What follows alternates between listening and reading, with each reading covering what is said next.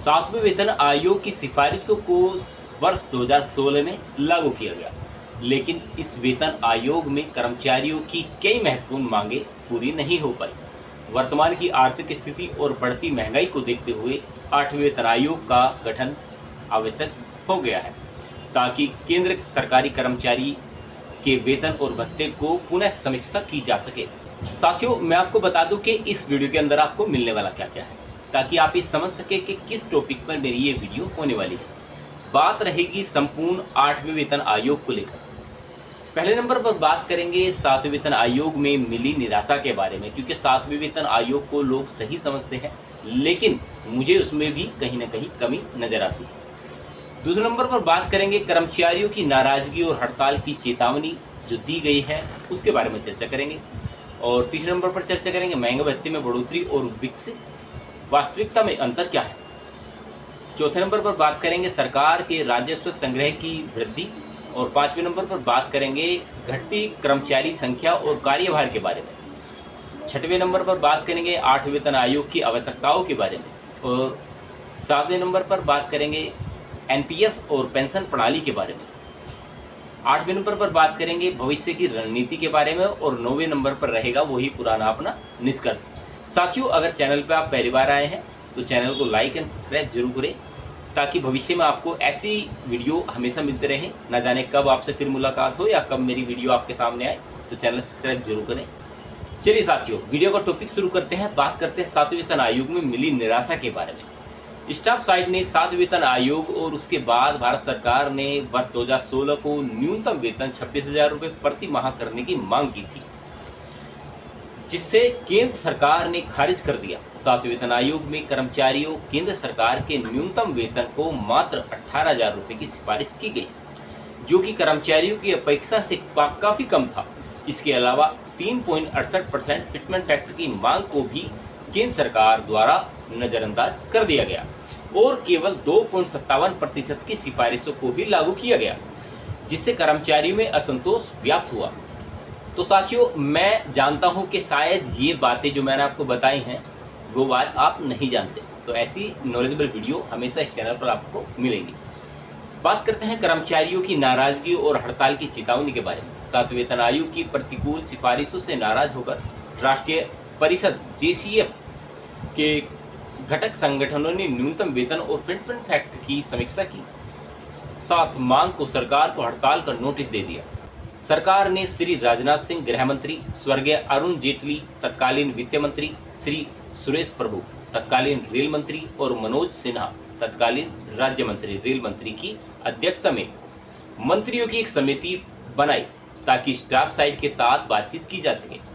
इसके बाद चर्चा की गई और सरकार ने फिटमेंट और न्यूनतम वेतन बढ़ाने का आश्वासन दे दिया, जिसके कारण हड़ताल स्थगित कर दी गई। पर दुर्भाग्य से सरकार द्वारा न्यूनतम वेतन और फिटमेंट फैक्टर बढ़ाने के लिए कोई सकारात्मक कदम नहीं उठाया गया। अब चर्चा करते हैं महंगाई भत्ते में बढ़ोतरी और वास्तविकता में अंतर क्या है। महंगाई भत्ता यानी कि डीए कर्मचारी और पेंशन भोगियों को वास्तविक मुद्रास्फीति की तुलना में कम प्रदान किया जा रहा है। वर्ष 2016 से 2023 तक आवश्यक वस्तुओं की कीमतों में 80% से अधिक की वृद्धि दर्ज की गई है, जबकि 1/1/2024 तक केवल 50% डीए प्रदान किया गया है। इस कारण से कर्मचारी को वास्तविक मूल्य वृद्धि का पूरा लाभ नहीं मिल पा रहा है। अब चर्चा करते हैं राज्य सरकार के राजस्व संग्रह में वृद्धि हुई है। 2015 से वर्ष 2023 तक केंद्र सरकार का राजस्व 2 गुना हो गया है। वर्ष 2022 और 23 में आयकर और जीएसटी संग्रह में भी उल्लेखनीय वृद्धि की गई है। आयकर संग्रह में 9,60,764 करोड़ रुपए रहा और अप्रत्यक्ष कर संग्रह यानी कि 13.82 लाख करोड़ रुपए तक पहुंच गया। इससे स्पष्ट है कि सरकार की भुगतान क्षमता बढ़ी है और अब वह कर्मचारियों को अधिक वेतन और भत्ता प्रदान कर सकती है। लेकिन सरकार ऐसा करेगी नहीं।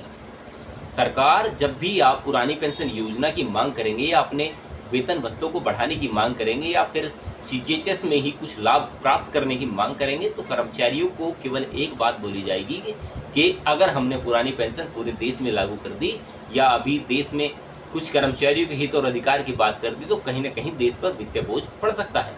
साथियों, अब हम सिचुएशन से उल्टे चलते हैं, यानी कि कर्मचारियों की घटती संख्या के बारे में बात करते हैं।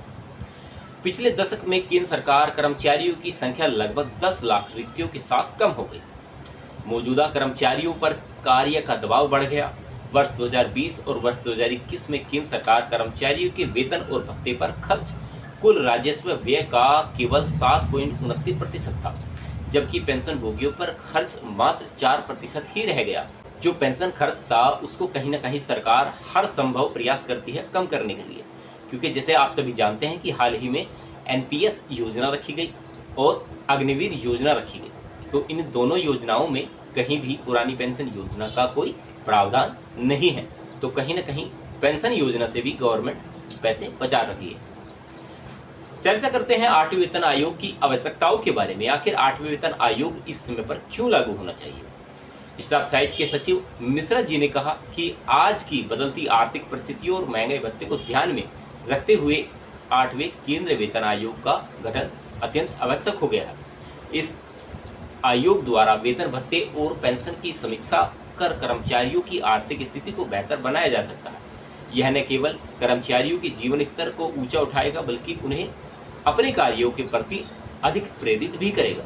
साथियों, जब मैं जिक्र करता हूं एनपीएस योजना के बारे में, तो कुछ एक अलग लेवल का वीडियो में कमेंट्स आते हैं कि आप जो है वीडियो एनपीएस पे मत बनाइए। लेकिन जब तक मैं एनपीएस के बारे में नहीं बताऊंगा आप लोगों को कि आपको क्या अब करना है, तो आप कैसे समझ पाएंगे। स्टाफ साइट के सचिव मिश्रा जी ने कहा कि 20 लाख से अधिक केंद्र सरकारी कर्मचारी राष्ट्रीय पेंशन प्रणाली यानी एनपीएस के अंतर्गत आते हैं और हर महीने अपने बेसिक वेतन का और डीए का 10% एनपीएस में योगदान करते हैं, जिससे उनके वास्तविक वेतन में कमी होती है।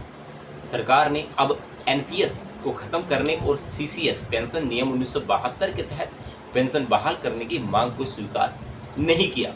इससे कर्मचारी में असंतोष व्यक्त हुआ और यह उनकी आर्थिक सुरक्षा को भी प्रभावित कर रहा है। यानी कि सरकार आपसे पैसा तो ले रही है, लेकिन आपको आपकी पेंशन की कोई गारंटी नहीं दे रही है। तो इस पर कर्मचारी नाराज नहीं होंगे तो और क्या होगा। साथियों, चर्चा करते हैं भविष्य की रणनीति को लेकर और अंत में बात करेंगे इसके निष्कर्ष को लेकर, पूरी वीडियो के निष्कर्ष को लेकर। स्टाफ साइट के सचिव मिश्रा जी ने कहा कि आर्थिक परिस्थितियों, मुद्रास्फीति और कर्मचारियों की घटती संख्या को देखते हुए 8वें वेतन आयोग का गठन अब आवश्यक हो जाना चाहिए। यह वेतन आयोग भत्ते और पेंशन की समीक्षा कर कर्मचारियों को आर्थिक स्थिति को सुधारने में सहायक होगा। यह समय की मांग है कि सरकार इस पर तुरंत ध्यान देना आवश्यक होगा। चलिए साथियों, अब करते हैं निष्कर्ष के बारे में चर्चा। तो सभी पहलुओं को ध्यान में रखते हुए स्टाफ साइट के सचिव मिश्रा जी ने वित्त मंत्रालय से तत्काल प्रभाव से 8वें वेतन आयोग के गठन की मांग की है। उन्होंने कहा कि अब समय आ गया है कि सरकार तुरंत 8वें वेतन आयोग का गठन करे। उसे न केवल कर्मचारियों की आर्थिक स्थिति सुधरेगी, बल्कि वे अपने कर्तव्यों को भी उत्साह के साथ पूरा करेंगे। सरकार से अनुरोध है कि वह इस पर ध्यान दे और आवश्यक कदम उठाए। साथियों, इस वीडियो के अंदर मैंने आपको वे 8 पॉइंट बताए हैं, जिससे कि मैं ये मानता हूं कि कर्मचारियों को वे 8 की 8 बातें पता होनी चाहिए। आखिरकार मैंने एक मुहिम चलाई कि वोट फॉर ओपीएस, उसमें भी आपने साथ दिया। लेकिन अगर आप ये चैनल सब्सक्राइब नहीं करते हैं तो कहीं ना कहीं आप इस चीज़ से वंचित रह सकते हैं। ना जाने कब भविष्य में आपसे मुलाकात हो या कब आपके सामने कोई भी वीडियो कैसे भी निकल कर आए। तो चैनल सब्सक्राइब जरूर करें और चैनल सब्सक्राइब करने के बाद बेल आइकन ऑल पर दबाएं।